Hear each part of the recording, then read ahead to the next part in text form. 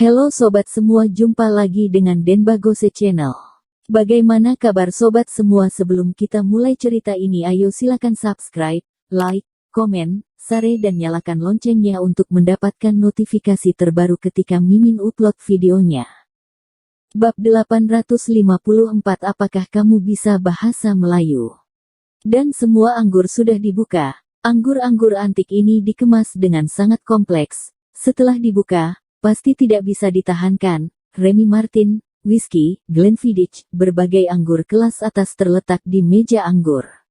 Semua teman traveler juga tercengang. Belum pernah melihat ada orang yang memesan anggur kelas atas seperti ini. Bagaimana ini?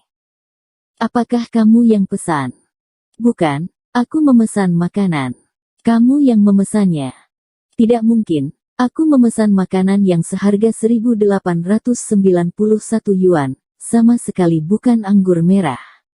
Salah, kamu lihat whisky ini dari tahun 1891. Kali ini, semua siswa kembali sadar, ternyata 1008 yang di belakang, 1006, sama sekali bukan harga, melainkan tahun. Banyak dari mereka yang memilih yang lebih murah, padahal semakin awal tahun harganya semakin mahal. Jessie Chen dengan ekspresi yang menyedihkan, kami juga tidak tahu kalau itu adalah anggur. Tadi Johannes Wu mengatakan bahwa memesan apa saja, seharusnya tidak ada masalah. Ekspresi Johannes Wu sedikit menegang, bahkan jika Jessie Chen berkata begitu, dia tidak bisa menahan dan berpura-pura terpaksa.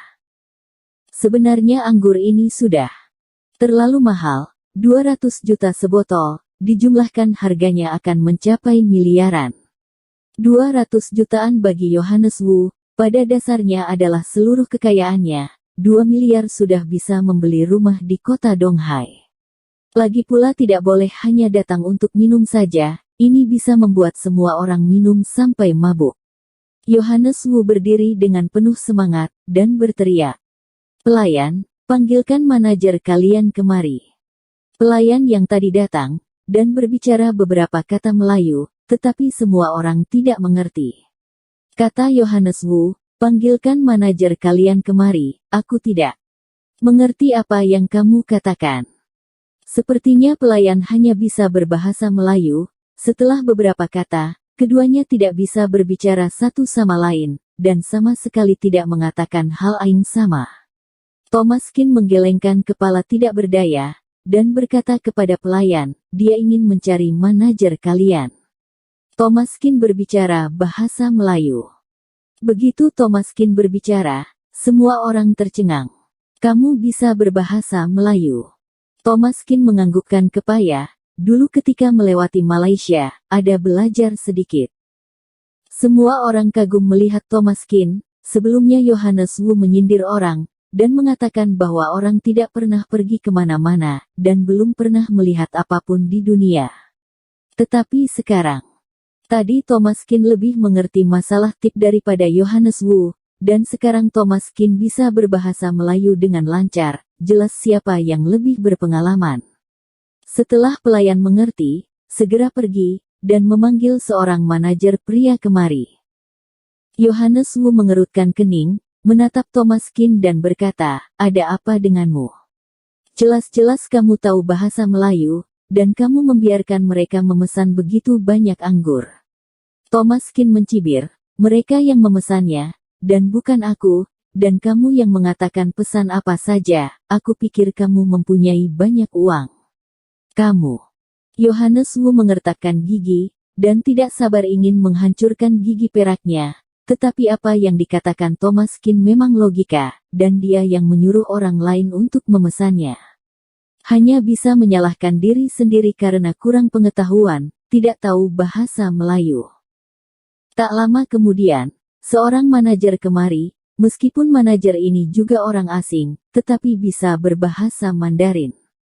Halo tuan, apa yang bisa dibutuhkan? Aku ingin protes. Aku ingin meretur anggur ini. Manajer tertegun sejenak, maaf tuan, anggur telah dibuka, tidak ada cara untuk mereturnya.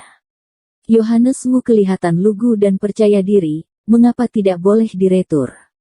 Juga bukan aku yang menyuruhnya untuk membuka. Pelayan yang membukanya sendiri. Manajer mengerutkan kening, dan berkata, "Tuan, pelayan kami sangat terlatih. Jika tidak mendapat izin dari para tamu, mereka tidak akan pernah membuka anggur secara pribadi." Yohanes Wu mendengus, "Mengapa tidak? Kami tidak bisa berbicara bahasanya, dan sama sekali tidak bisa berkomunikasi.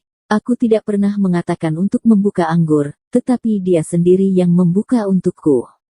Bagaimanapun sudah terjadi, Yohanes Wu telah memecahkan toples, tetapi menolak untuk mengakuinya. Mereka juga tidak mempunyai cara. Manajer berkomunikasi dengan pelayan. Pelayan menunjukkan ekspresi yang lugu, menunjuk ke Yohanes Wu sambil mengatakan beberapa kata, seperti mengatakan bahwa dia yang menyuruhnya buka. Manajer mengerutkan kening, "Kalau begitu, aku akan memeriksa di CCTV."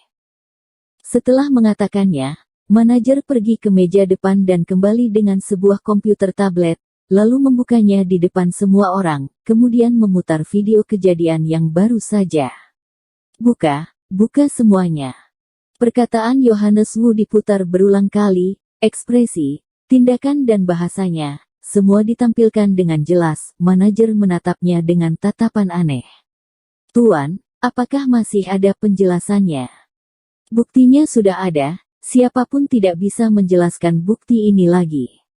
Jelas-jelas Yohanes Wu yang menyuruh pelayan untuk membuka semuanya, maka pelayan membuka semua anggur, tidak bisa diretur, hanya bisa membayarnya. Manajer melihat ekspresi malu Yohanes Wu, menjadi waspada. "Tuan, bayar minuman anggurnya terlebih dahulu. Biasanya akan membayar setelah selesai makan, tetapi karena penampilan malu Yohanes Wu, kelihatannya akan sulit untuk membayarnya. Jadi untuk menghindari kelebihan makan, maka menyuruhnya membayar tagihan terlebih dahulu."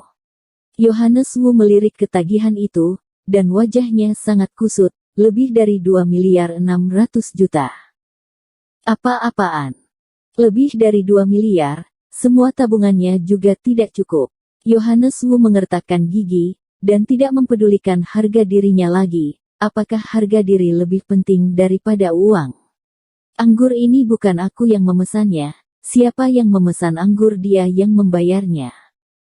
Begitu dia mengatakannya, tiba-tiba wajah banyak teman traveler menjadi sangat cemberut. "Yohanes Wu, apa maksudmu? Kamu yang mengatakan mentraktir, dan menyuruh kami memesan apa saja, dan setelah memesannya, menyuruh kami mengambil uang sendiri. Kamu terlalu memalukan."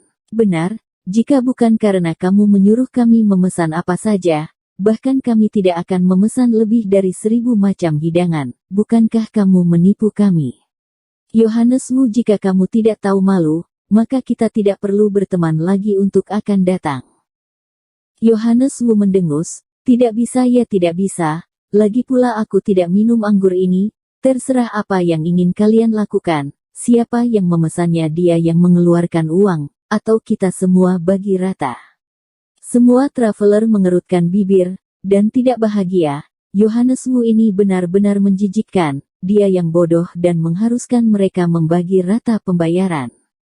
Yohanes Wu melihat Thomas Qin dan Jesse Chen yang sedikit bangga, dan hatinya sangat kesal. "Jesse Chen, apakah kamu sengaja mempermainkanku?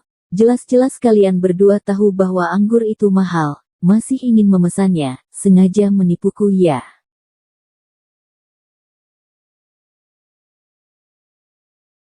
Bersambung.